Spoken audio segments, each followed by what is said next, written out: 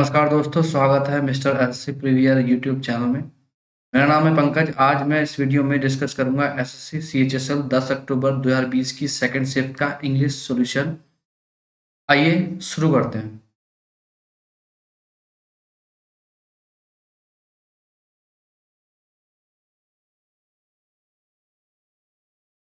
First question कह रहा है most appropriate synonym of the given word. एक वर्ड दिया हुआ है फर्टिव, इसका सिनोनिम हमें बताना है इस क्वेश्चन में। फर्टिव का मतलब होता है हिडन। अबॉर्टिव का मतलब होता है फेलियर। रिलेटिव का मतलब होता है हिडन। पॉजिटिव का मतलब होता है अफर्मेशन।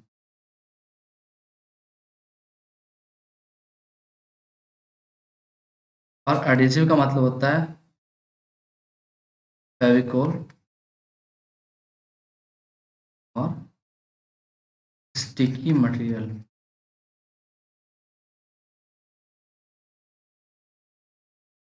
इसका जो आंसर होगा वो हो जाएगा सेकंड, क्रिएटिव। चलिए बढ़ते सेकंड क्वेश्चन की ओर।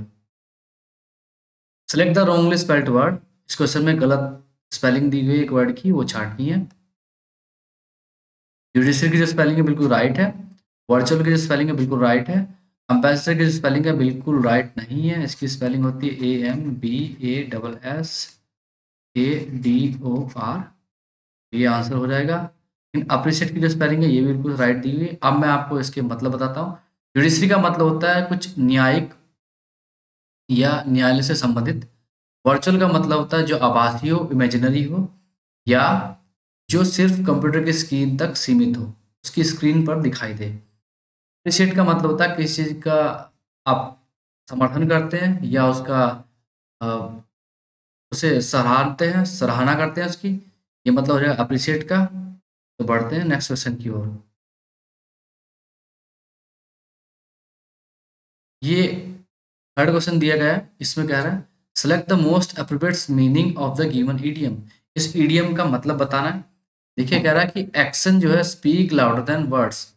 आप जब काम ज़्यादा करते हैं और काम से अपनी पहचान करते हैं, rather than योर थिंकिंग और योर स्पीकिंग और योर थॉट, तब उसे कह सकते हैं कि action speak louder than words.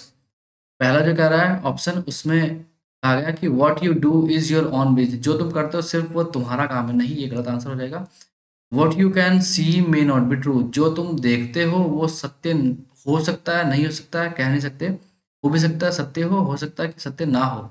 ये भी आंसर नहीं होगा। What you do reveals the real you. जो तुम करते हो उससे तुम्हारी पहचान होती है, वही तुम्हें उजागर करता है कि तुम कौन हो। ये इसका आंसर हो जाएगा। व्हाट यू डोंट से, जो तुम नहीं कहते, इज व्हाट यू आर, वो तुम हो नहीं, ये बिल्कुल नहीं होगा। चलिए बढ़ते हैं नेक्स्ट क्वेश्चन की ओर। Select the most appropriate synonym of the given word. इसमें भी सिनोनिम बताना है। अजाइल का मतलब होता है फुर्तीला, एनर्जेटिक और एक्टिव। निम्बल का मतलब होता है हाइपर एक्टिव।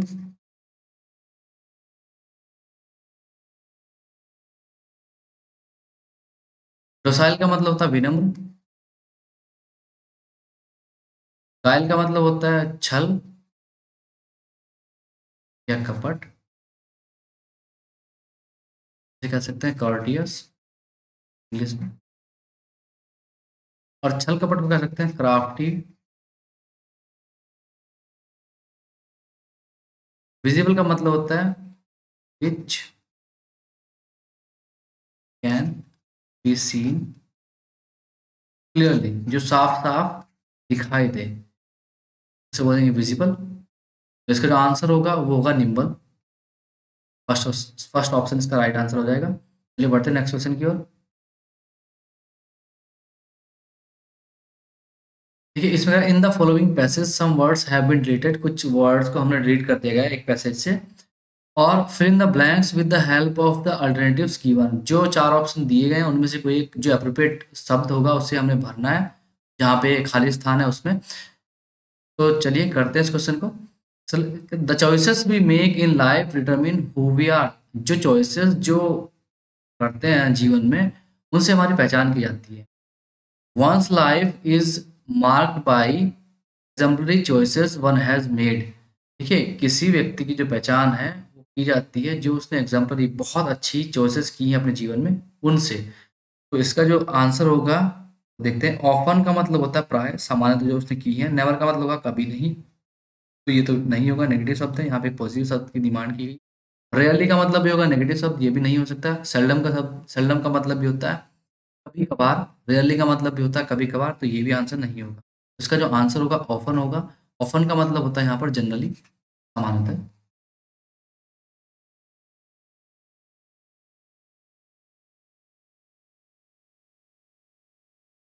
सामान्य। तो जो आंसर होगा वो होगा फर्स्ट, ऑफन। चलिए बढ़ते हैं नेक्स्ट क्वेश्चन की ओर। आगे कह रहा है exemplary choices one has made upon. Made upon नहीं होगा। अपॉन का मतलब होता है ऊपर, ये प्रोपोजिशन है, ये आंसर नहीं होगा। टुवर्ड का मतलब होता है की दिशा में, ये भी आंसर नहीं होगा। इनटू का मतलब होता है में, जब मैटर या मटेरियल को चेंज कर दे, पोजीशन को चेंज कर दे, या तब उसमें यूज करते हैं। इनटू एक प्रोपोजिशन है, ये भी नहीं होगा। इसका आंसर होगा अलोंग। साथ साथ जीवन के जो, किसी के जीवन की जर्नी है उसमें जो चॉइसेस की गई हैं उसकी बात कर रहे हैं। इसका जो आंसर होगा वो होगा अलोंग। बिल्कुल ठीक आंसर हो जाएगा। ये और ये नहीं होंगे इसके आंसर। चलिए बढ़ते हैं नेक्स्ट क्वेश्चन की ओर। द मेगा आइकन, एक बड़े व्यक्ति की बात करते हैं आइकन की, जो रतन टाटा है। हैज डिस्क्राइब, उन्होंने वर्णन किया है हिज जर्नी का, अपनी जर्नी का। फॉर, देखिए फॉर नहीं आएगा यहाँ पर, के लिए। दो एक नेगेटिव सेंस को रिप्रेजेंट करता है, ये तो बिल्कुल भी नहीं आएगा। अबव का मतलब था ऊपर, इसका आंसर होगा फ्रॉम। से being a 7 year old boy, 7 साल के लड़के।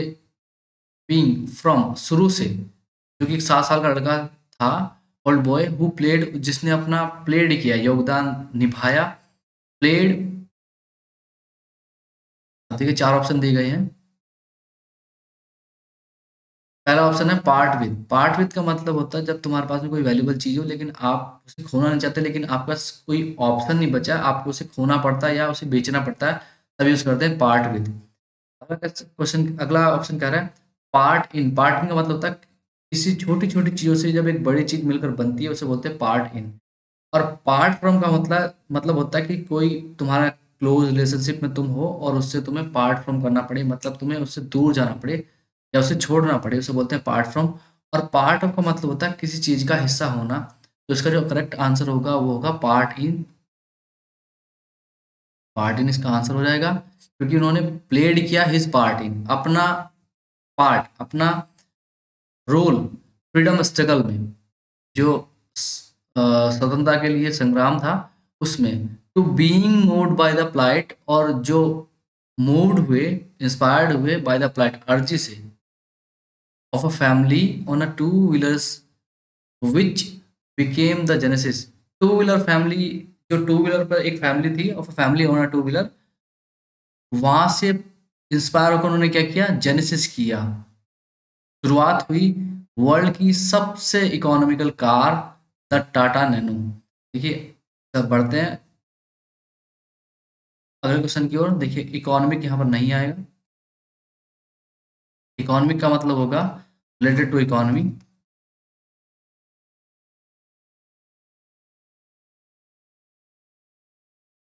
इकोनॉमी से रिलेटेड होगा। इकोनॉमाइज का मतलब होता है टू मेक समथिंग,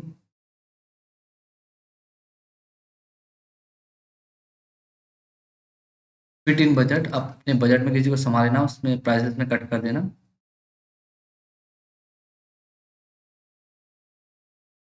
इकोनॉमिकल मतलब होगा सस्ता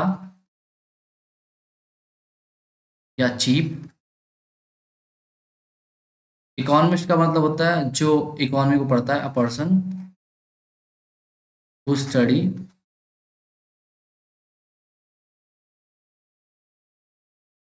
इकोनॉमी। इसका जो आंसर होगा वो होगा इकोनॉमिकल। चलिए बढ़ते हैं नेक्स्ट क्वेश्चन की ओर। The given given below are 4 jumbled sentences, select the option that gives their correct order। ठीक है, इस सेंटेंस में चार, इस तरह के क्वेश्चन में चार सेंटेंसेस दिए जाते हैं जो इनकरेक्ट ऑर्डर में दिए गए हैं या जम्बल्ड ऑर्डर में दिए गए हैं। हमें इन्हें एक सीक्वेंस में लगाना जो एक मीनिंग को कन्वे करे। कह रहा है पहला ऑप्शन, पहला जो सेंटेंस है वो कह रहा है in order to buy the bicycle he plans to win some prize money by teaching an illiterate person how to read and write. वो एक साइकिल खरीदना चाहता है और वो प्लान करता है, योजना बनाता है टू विन सम प्राइज को पाने की, बाय टीचिंग सिखाकर लोगों को जो कि अनपढ़ है उन्हें लिखना और पढ़ना। ही नीड्स अ बाइसिकल, उसे बाइसिकल चाहिए to win the bicycle race, और एक कंपटीशन में वो भाग लेगा बाइसिकल रेस के कंपटीशन में जिसमें वो कुछ प्राइज जीतेगा और अपने पिताजी के ऊपर जो कर्ज है उसे चुकाएगा। और कह रहा है अगला सी सेंटेंस कह रहा है the film Deutsche is about a young Iranian village boy. और जो ये फिल्म है ये एक यंग जवान ईरानियन लड़के के ऊपर है जो गांव में रहता है। But the only, sentence D कह रहा है but the only illiterate person is a 90 year old woman. एक अनपढ़ एक महिला है जो 90 साल से ऊपर की है, जो थोड़ा चिड़चिड़ी है एंड जो बिल्कुल भी खुश नहीं है पढ़ने को लेकर। तो इसका जो पहला ऑप्शन होगा, पहला राइट होगा वो होगा सी। फिल्म की बात कर रहे हैं, लड़के की बात कर रहे हैं, लड़के को इंट्रोड्यूस किया गया, ये होगा फर्स्ट। सेकंड होगा ही नीड्स अ बाइसिकल, उसे बाइसिकल क्यों चाहिए, ये होगा दो। उसे पहले बाइसिकल चाहिए रेस जीतने के लिए ताकि वो अपने पिताजी के ऊपर कर्ज चुका सके। तीसरा होगा ए, वो कुछ साइकिल को लेगा कुछ बूढ़ों को, इलिटरेट को पढ़ाकर। तो इसका जो आंसर होगा वो होगा सी, बी, ए और लास्ट का ऑप्शन, लास्ट वाला सेंटेंस डी, ये होगा सी, बी, ए, डी। ये बाकी कैंसिल आउट हो जाएंगे। चलिए बढ़ते हैं नेक्स्ट क्वेश्चन की ओर। इस सेंटेंस में कहा गया इन the given sentence identify the segment which contains the grammatical error. इसमें जो ग्रामेटिकल एरर है उसे हमें पहचान करनी है। My hotel in Goa had a wonderful view of the sea in the window. ये कह रहा है कि जो मेरा होटल है गोवा में वहां से एक वंडरफुल व्यू दिखता है, एक बहुत ही सुंदर सा दृश्य दिखता है मेरी होटल की खिड़की से। देखिए खिड़की से कहा उसने, तो जब ऐसे अलगाव हम सेपरेशन को यूज करते हैं तब प्रपोजिशन में फ्रॉम यूज किया जाता है ना कि इन। यहाँ आएगा सी फ्रॉम द विंडो। ऑप्शन जो वन है वो राइट हो जाएगा, ये गलत पार्ट दिया हुआ है, यहाँ पे फ्रॉम द विंडो आना चाहिए, तो बाकी ऑप्शन तो कट हो जाएंगे, आंसर होगा फर्स्ट। चलिए बढ़ते हैं नेक्स्ट क्वेश्चन की ओर। सेंटेंस में कहा गया है select the most appropriate word to fill in the blank in the given sentence. इसमें फिल इन द ब्लैंक्स भरना है। The teacher the student for cheating. Cheating के लिए अगर बच्चा चीटिंग करता है तो टीचर क्या करेगा, तो उसे डांटेगा। डांटने के सेंस में एक ही मतलब यहाँ बैठता है रिब्यूक, रिब्यूक का मतलब होता है डांटना। ये बिल्कुल करेक्ट आंसर है इसके लिए, ये आंसर हो जाएगा। लेकिन प्रेज तो बिल्कुल नहीं करेगा, तारीफ तो बिल्कुल नहीं करेगा टीचर अगर वो बच्चा चीटिंग करता है। इन्वॉक भी नहीं करेगा, उसे सपोर्ट भी नहीं करेगा और रिफ्यूज इनकार भी नहीं करेगा। इसका जो आंसर होगा वो होगा रिब्यूक, डांटेगा उसे। ये बढ़ते हैं नेक्स्ट क्वेश्चन में, बहुत ही आसान क्वेश्चन था। इस क्वेश्चन में कहा गया select the correct indirect form of the given sentence. एक डायरेक्ट दिया गया है, इनडायरेक्ट बताना है। Sitab asked his mother has it been snowing all night. देखिए इस ये जो पहला पार्ट है इसे बोलते हैं रिपोर्टिंग वर्ब और इसे बोलते हैं रिपोर्टेड स्पीच। इसमें अगर ये पास्ट में है तो सेंटेंस पास्ट में ही जाएगा। किताब asked his mother if it has, ये प्रेजेंट में चला गया, ये तो रॉन्ग हो जाएगा, रॉन्ग हो जाएगा। Sitab asked his mother if it was snowing all night. देखिए ये पास्ट कॉन्टेंस को बता रहा है और पास्ट कॉन्टेंस की यहाँ पे कोई चर्चा नहीं की गई है, तो ये बिल्कुल भी नहीं होगा। Sitab asked his mother if it is, present में फिर से नहीं होगा, ऑप्शन एक ही बचा राइट, वो होगा 4। पढ़िए पढ़ते हैं इसे। Sitab asked his mother if it had been snowing all night. ठीक है, हैज़ बीन जो है प्रेजेंट परफेक्ट में था, ये प्रेजेंट परफेक्ट में था, इसे पास्ट परफेक्ट में कन्वर्ट कर देते हैं इंडायरेक्ट में। ये पास्ट परफेक्ट का सेंटेंस है। ये बहुत ही आसान क्वेश्चन था। चलिए बढ़ते हैं नेक्स्ट क्वेश्चन की ओर।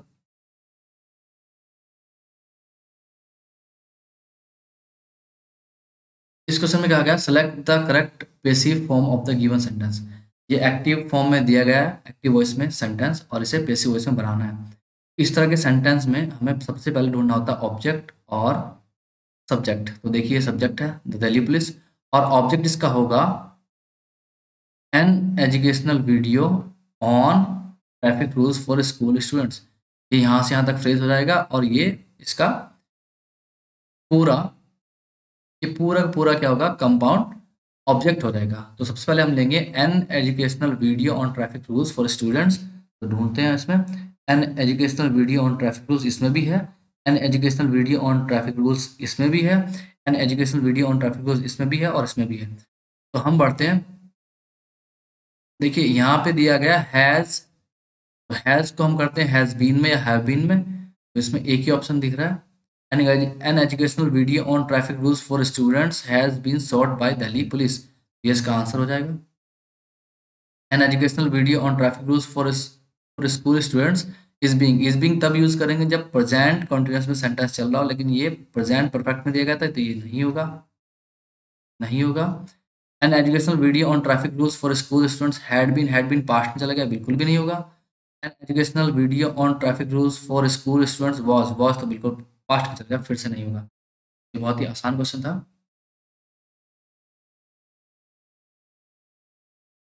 क्वेश्चन नंबर 15 में पूछा गया select the most appropriate option to substitute the underlined segment in the given sentence. देखिए इस तरह के सेंटेंस में एक पार्ट दिया गया होगा जो कि रॉन्ग होगा, उसे हमें रिप्लेस करना सही पार्ट से, अप्रोप्रिएट पार्ट से। India has lost a veteran actor with the deceased of Shri Ram लगू। देखिए इंडिया ने खो दिया है एक वेटरन पुराने और मंजे हुए एक्टर को, और यहाँ पर होगा मौत से किसकी, श्री राम लगू की। लेकिन डिजीज्ड का मतलब होता है रिसेंटली डेड, ये एडजेक्टिव होगा, इसका मतलब होगा रिसेंटली डेड पर्सन। इसका आंसर ये नहीं होगा, तो ये पहला ऑप्शन कट जाएगा। बेरीमेंट का मतलब होता है अलगाव, अलग होना, खो देना। एक्सपायर्ड का मतलब होता है मौत हो गई है, या कोई दवा वगैरह एक्सपायर कर गई है जिसका समय निकल चुका है। और डिमाइज का मतलब होता है मौत। तो जो राइट आंसर होगा वो होगा डेथ। डेथ से, डेथ से इंडिया ने खो दिया एक मंझा हुआ कलाकार श्री राम रघु, तो इसका आंसर होगा डिमाइज। तो बढ़ते हैं नेक्स्ट क्वेश्चन की ओर। इस क्वेश्चन में पूछा गया है select the most appropriate word to fill in the blank in the given sentence. Fill in the blanks पढ़ना है। Those earning less than 10,000 are from paying income tax. देखिए जो 10,000 से कम कमा रहे हैं उन्हें छूट दी गई है कि उन्हें कोई भी इनकम टैक्स नहीं देना है। एडजस्ट तो करेंगे नहीं वो, बिल्कुल ही गलत हो जाएगा, आउट ऑफ कॉन्टेक्स्ट होगा। एक्सेप्टेड ये मान लिया गया है, स्वीकार कर लिया गया, ये भी नहीं होगा। कलेक्टेड इकट्ठा करना, नहीं ऐसा भी नहीं होगा। एक्सेप्टेड छूट दी गई उन्हें, ये आंसर बिल्कुल राइट हो जाएगा। तो बढ़ते हैं नेक्स्ट क्वेश्चन की ओर। इस क्वेश्चन में पूछा गया है select the most appropriate meaning of the given idiom. Idiom का मतलब बताना है। अ पीस ऑफ केक का मतलब होता है वेरी इजी।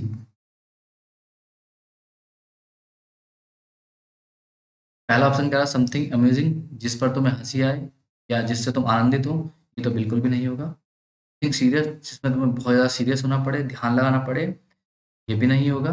समथिंग डिफिकल्ट, जो बहुत कठिन हो, ये भी नहीं होगा। समथिंग ईजी, ये हो जाएगा, बिल्कुल सही आंसर है। क्वेश्चन नंबर 18 में पूछा गया इन the given sentence identify the segment which contains the grammatical error. जिस सेंटेंस के पार्ट में या सेगमेंट में ग्रामेटिकल एरर है उसे हमें फाइंड आउट करना है, उसे स्पॉट करना है। इस तरह के क्वेश्चन को स्पॉट द एरर के नाम से भी जाना जाता है। आइए शुरू करते हैं इसे। फ्रीडम ऑफ एक्सप्रेशन मीनिंग, देखिए यहाँ पे मीनिंग जो है सही नहीं लग रहा है मुझे। ये सही नहीं होगा। यहाँ पे होगा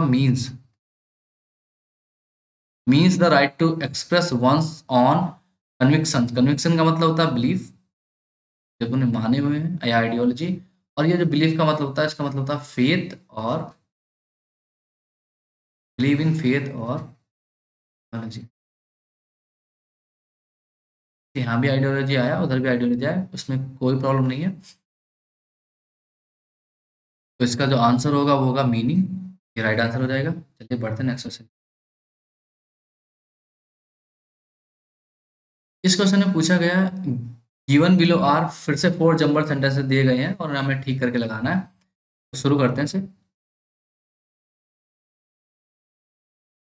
देखिए, फर्स्ट ऑफ ऑल, पहला सेंटेंस, डी सेंटेंस की बात करते हैं। First of all there is a volley of guns announcing emperor Bahadur entry into the mosque. सबसे पहले जो है एक वॉली ऑफ गन थी जो अनाउंस करती है, जो तोपों की सलामी थी वो अनाउंस करती है कि एम्परर बहादुर शाह की एंट्री हो रही है, वो जा रहे हैं अंदर मस्जिद में। तो ये फर्स्ट सेंटेंस हो जाएगा इसका। एट द एंड ये तो नहीं होगा, दूसरा नहीं होगा। The emperor is escorted by two decorated elephant who head the procession. जो एम जो एम्परर के आगे चलने वाले हैं वो दो सजे हुए हाथी हैं जो लीड करते हैं प्रोसेशन को। जो एक पूरा पीछे चलने वाला एक जुलूस है उसे लीड करते हैं। तो ये दूसरा सेंटेंस हो जाएगा।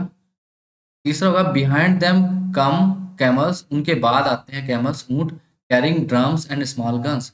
उनके बाद कैमल्स, ऊंट आते हैं जो कैरी करते हैं, जो ले जाते हैं अपने ऊपर ड्रम्स को, ढोल और ढोलकों को या बाजों को, और छोटी बंदूकों को। ये तीसरा हो जाएगा। और फाइनली एट द एंड और बाद में आते हैं platoons of soldiers in row of two. तो प्लाटून्स आती है सोल्जर्स की दो लाइन। फोर्थ हो जाएगा, तरह से हो जाएगा ये D B A C. First answer हो जाएगा इसका। इस क्वेश्चन में पूछा गया select the most appropriate option to substitute the underline. फिर से सेंटेंस इंप्रूवमेंट का क्वेश्चन आ चुका है। इसमें पूछा गया the rising prices of essential food items have placed an वेटी, देखिए एन तो बिल्कुल ही गलत है यहाँ पे, और वेटी आएगा, an weighty burden on the poor. देखिए जो वेटी के हिसाब से एन बिल्कुल गलत है, लेकिन यहाँ से हमें देखना पड़ेगा कि पहले उसने हिंट दे दिया गया एन। देखिए एन के हिसाब से एक ही ऑप्शन राइट है, नॉर्मस, क्योंकि यही वॉल साउंड को दे रहा है, तो यही आंसर होगा। और भी इसके बारे में और भी देखते हैं। लाइटेस्ट का मतलब होगा सबसे हल्का। देखिए अगर जो एसेंशियल आइटम है, फूड आइटम जो बहुत डेली मर्रा की जो चीज़ें हैं, वो अगर उनके प्राइसेस जो होंगे, रेट जो होंगे बढ़ेंगे, तो एक गरीब व्यक्ति के ऊपर बहुत ज़्यादा जोर पड़ेगा, भार पड़ेगा। तो हल्का तो बिल्कुल भी नहीं होगा, ये तो बिल्कुल भी नहीं होगा। ट्रिवियल का मतलब तुच्छ होता है, ये भी नहीं होगा। नॉन पेमेंट नहीं हो सकता क्योंकि यहाँ पे करेक्शन की रिक्वायरमेंट है। तो यहाँ पे जो आंसर हो जाएगा इनॉर्मस, बहुत ज़्यादा उसके ऊपर भार बढ़ जाएगा। तो जो आंसर होगा वो होगा इनॉर्मस।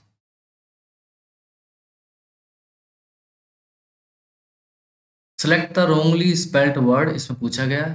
फिर से एक वर्ड है जो कि गलत तरीके से लिखा गया है, हमें उसकी पहचान करनी है। ठीक है, रिसेटलमेंट की जो स्पेलिंग है बिल्कुल ठीक दी गई है। अनाउंसमेंट की जो स्पेलिंग है बिल्कुल ठीक दी गई है। और अंडर गारमेंट की स्पेलिंग है ये भी बिल्कुल ठीक दी गई है। तो तीनों बिल्कुल ठीक दी गई है, लेकिन इसकी जो स्पेलिंग है वो गलत दी गई है। इसकी जो स्पेलिंग होती है वो होती है EMBASS और MENT, एम्बेरसमेंट। देखिए ये बिल्कुल सही आंसर है ये, इसकी स्पेलिंग गलत है, बाकी तीनों आंसर बिल्कुल ठीक है। क्वेश्चन नंबर 22 में पूछा गया select the word which means the same as the group of words given. देखिए इसके लिए वन वर्ड चुनना है। Having no moral principle, unaware का मतलब होता है अनभिज्ञ होना, जिससे कोई जानकारी नहीं है, ये तो नहीं होगा। मिस्चीवियस का मतलब होता है नॉटी, शरारती होना, ये भी नहीं होगा। एथिकल का मतलब होता है जो शिष्टाचार जानता हो या उससे संबंधित हो, तो ये भी नहीं होगा। अनस्क्रूपुलस का मतलब होगा जो बिल्कुल भी मॉरल प्रिंसिपल को नहीं जानता। ये आंसर हो जाएगा उसका। चलिए पढ़ते हैं नेक्स्ट क्वेश्चन की ओर। Select the most appropriate antonym of the given word. इसका विलोम शब्द बताना है। एनिग्मा का मतलब होता है ट्रिकी या पजल क्वेश्चंस, जो उलझाने वाले क्वेश्चन होते हैं। तो मिस्ट्री का मतलब था रहस्य, ये नहीं होगा। चैरेट का मतलब था शब्द पहली, ये भी नहीं होगा। मेक बिलीव का होता है किसी बात पर किसी व्यक्ति को बिलीव कराना, उसे अपनी बात को मनवा देना, विश्वास दिलवाना, ये भी नहीं होगा। और क्लैरिटी का मतलब होगा बिल्कुल साफ साफ चीजों को कर देना। देखिए पजल का मतलब था चीजों को उलझा देना, और क्लैरिटी का मतलब था चीजों को साफ साफ कर देना। तो ये बिल्कुल आंसर हो जाएगा इसका। ये बढ़ते नेक्स्ट क्वेश्चन की ओर। इस क्वेश्चन में पूछा गया है, select the word which means the same as the group of words given using right and left hand equally well. देखिए राइट हैंड को और लेफ्ट हैंड को जो इक्वली अच्छे से यूज करता है, दोनों हाथ को एक जैसा, उसे बोलते हैं एम्बीडेक्स्ट्रस। वो व्यक्ति एम्बीडेक्स्ट्रस होता है। लेफ्ट हैंडेड का मतलब होगा जो सिर्फ और सिर्फ उल्टे हाथ से लिखता है या उल्टे हाथ से काम करता है। इनएक्सपर्ट का मतलब होता है जो बिल्कुल भी एक्सपर्ट नहीं है किसी भी चीज में, किसी भी विषय में नहीं जानता हो, जो एकदम नया हो, जैसे कि नॉविस या टायरो या इनएक्सपीरियंस्ड।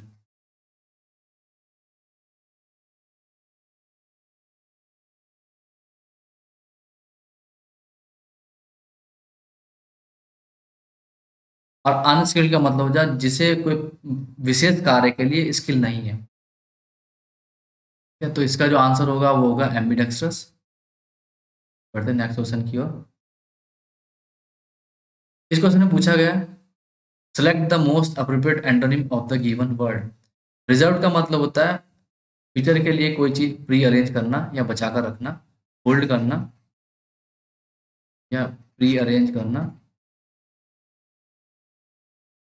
या सेव करना या कीप करना, रखना। और फॉरगिव का मतलब होता है विलिंग टू फॉरगिव, जो माफ करने लायक हो या माफ कर दे। फ्रेंडली का मतलब होता है जो बहुत ही फ्रेंडली नेचर का हो, या फिर willing to friendship, willing to make friends, जो दोस्ती का हाथ आगे बढ़ाता हो।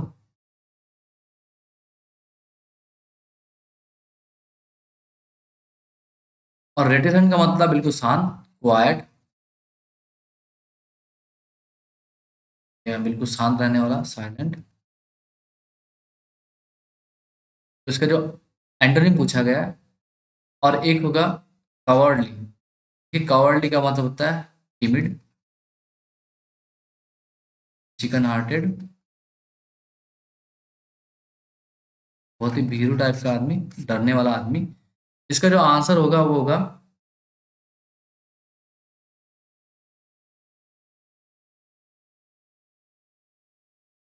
रिजर्व। का आंसर होगा